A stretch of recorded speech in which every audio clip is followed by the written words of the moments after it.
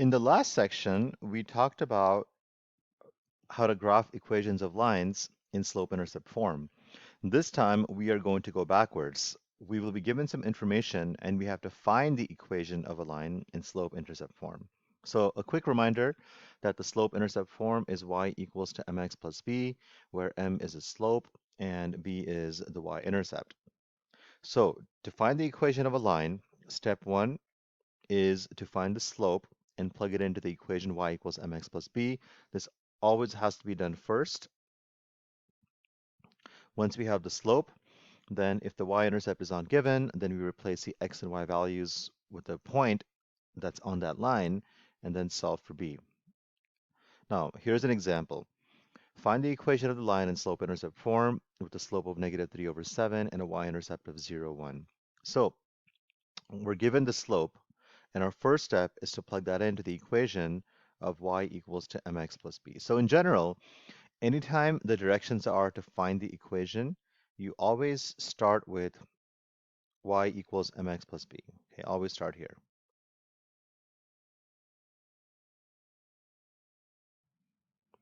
So now let's plug in our slope. Our slope is -3/7. So we have y equals to -3/7x plus b. So step one is take the m value and replace that with whatever the slope is. In this case, we are given the y-intercept, which is 0, 1. Remember that anytime your x value is 0, you're always given the y-intercept. That is the y-intercept. So because the y-intercept is 1, our job is kind of done for us. It's -3/7x plus 1, and this is your equation. Notice that this line has a slope of -3/7 and a y-intercept of 1. Here's another example. Let's say you're given a graph and you want to write the equation of the line y equals to mx plus b. So first, let's find the slope.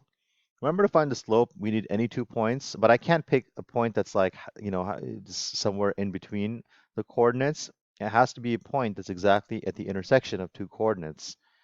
So this point here is 0, 3, and this point here is 2, -2.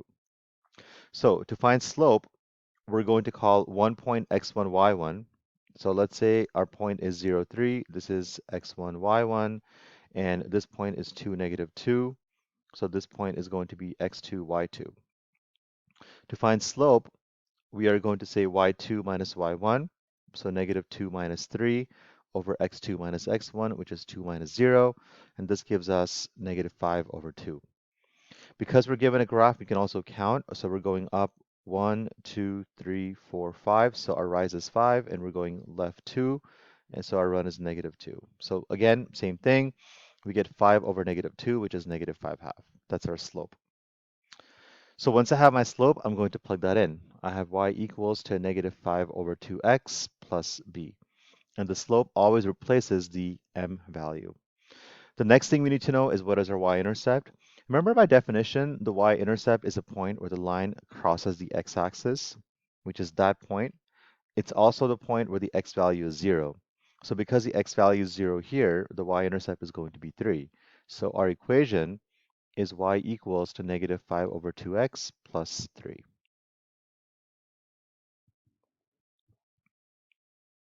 So basic steps, plug in a slope, and if you're given the y-intercept, plug in the y-intercept. Now in the next example, we're going to see the case where we don't have a y-intercept. We're given a slope, but no y-intercept.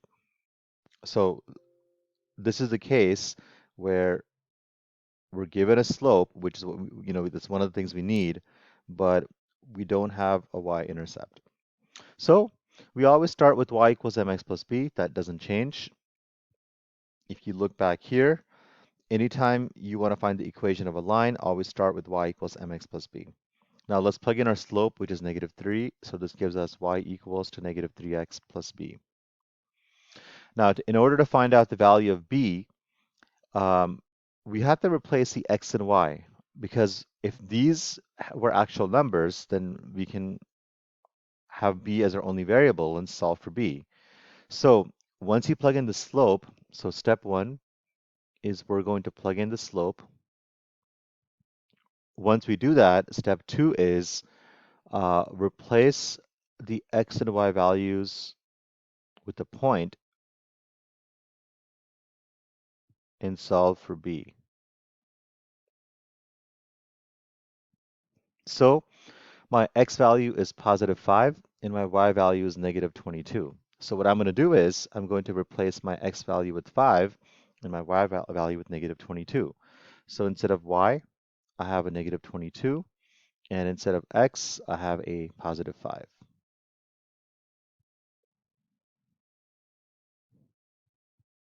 So x is 5, y is negative 22.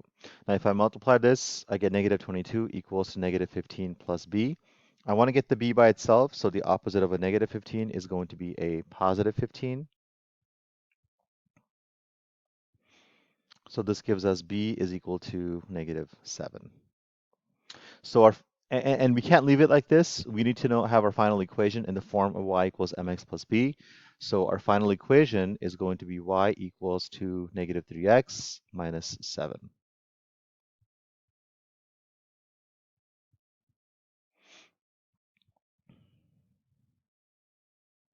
Next example, we want to find the equation of the line that passes through the points negative 2, 5 and negative 6, negative 3.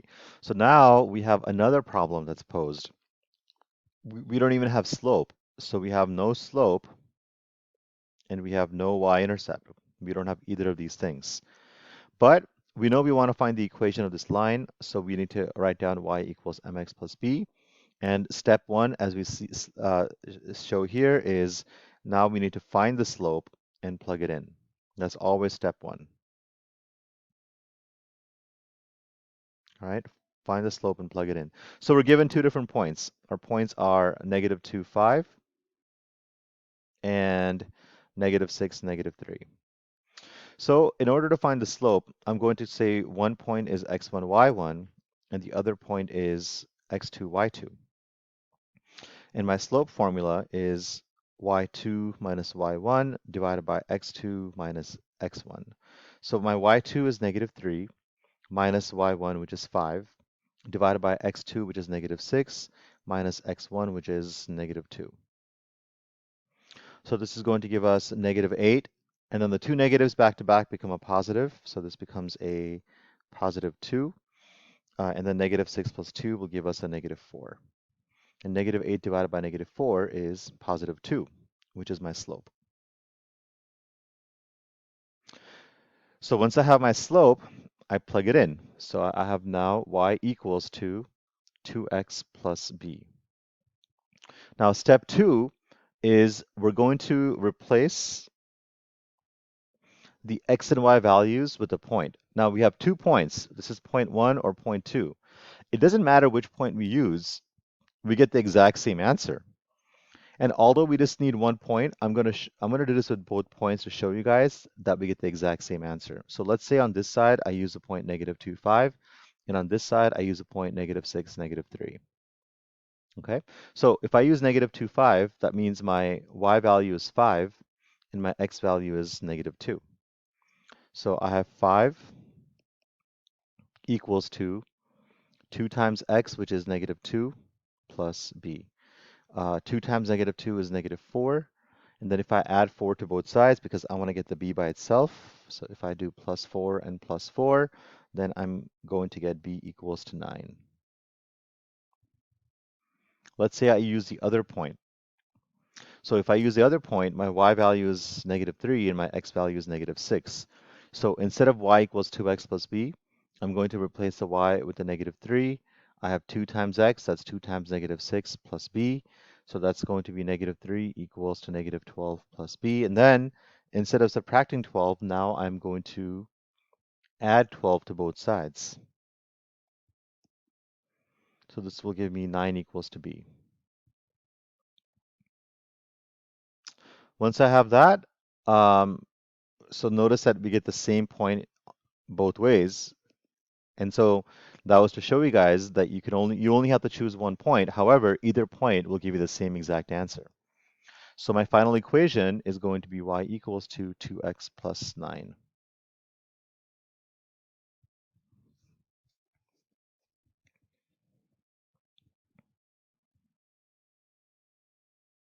Okay, here's another equation. The only difference here is now we're going to have some fractions, which is going to make things a little bit difficult, but fractions are good to practice, especially for those of you guys that are going on to higher maths.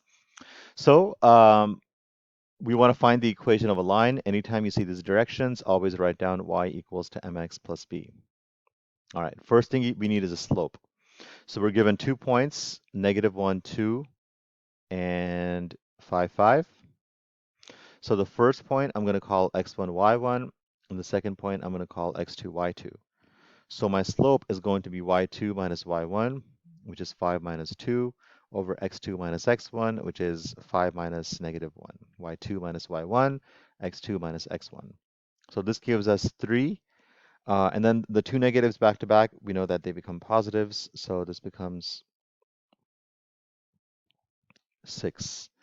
And if I reduce that, 3 over 6 is going to be 1/2. So I know that my slope is equal to 1/2. So it's y equals 1/2 x plus b. Now I have a choice. I can either choose the first point or the second point. I don't have to do both. I'm only going to choose one point. And to make things easier, I'm going to choose a point -1, 2. So I'm going to replace the y value with the 2, and I'm going to replace the x value with the -1.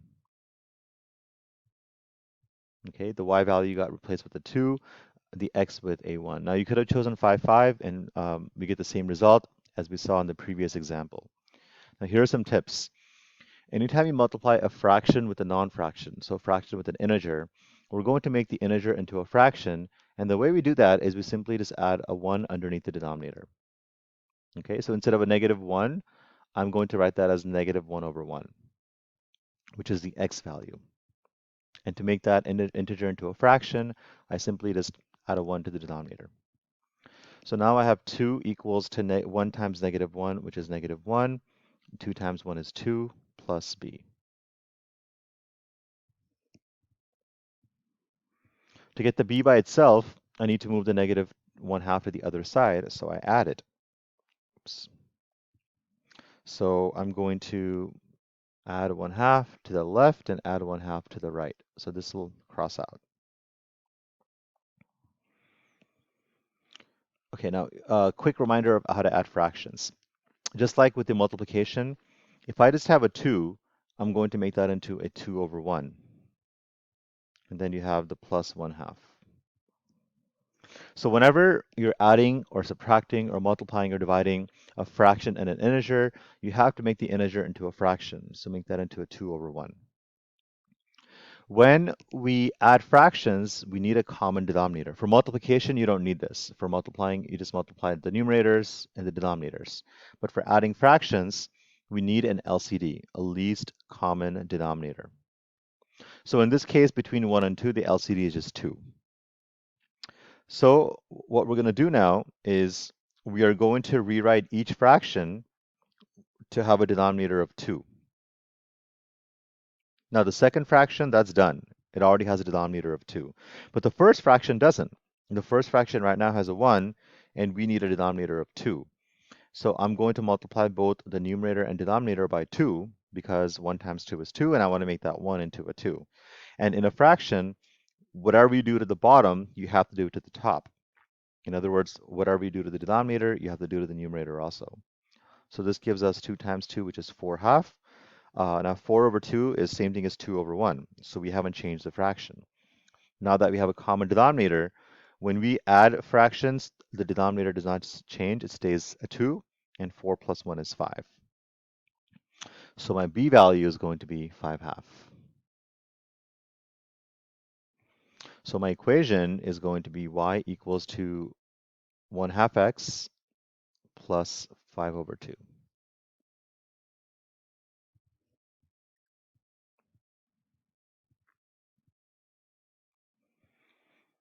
Okay, the last example, we will do this one in class.